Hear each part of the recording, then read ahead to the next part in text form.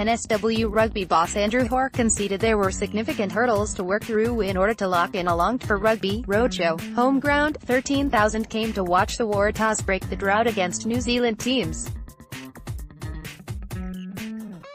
Photo, AAPChief. Among those is the 15-year hire agreement between the two parties, in which the trust pay the union $2 million a year to play at Allianz Stadium and includes contingencies for when it is not available. Rugby is still the main drawcard for the Trust's gold and platinum membership packages, leaving little motivation for them to lose Super Rugby fixtures.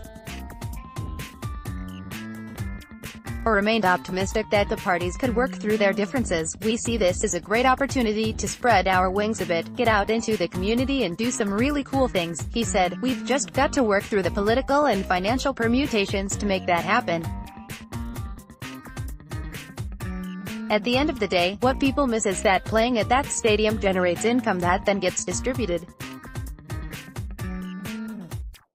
We are in a position where we're caught in that whole cycle at the moment, and we need to find out how we can break through that and come out the other side." Makeover. Allianz Stadium will be rebuilt over 3 years.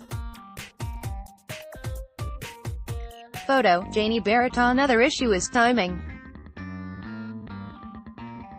NSW Rugby wanted to have the matter sorted in time for the release of the 2019 Super Rugby draw, which usually comes out in September.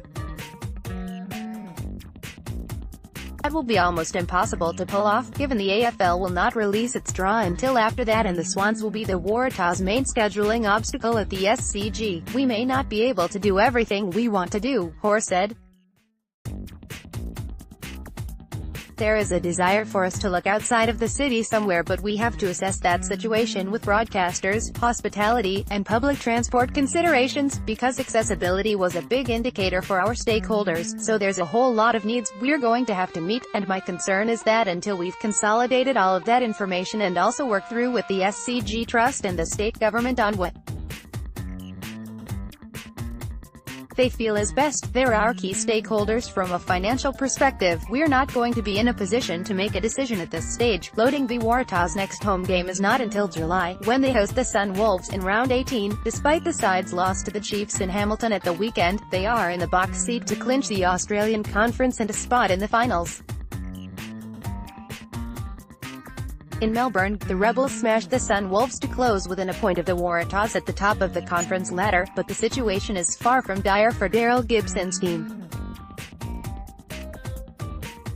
Draw now favors the Waratahs, with their last 4 matches of the season against conference rivals, while the Rebels have to go across the Tasman twice, including a final round trip to play the Highlanders. A showdown at AAMI Park between the two teams after the international break will be crucial, but the Waratahs will start strong favourites in other games against the Sun Wolves, the Brumbies and the Reds, with AAP.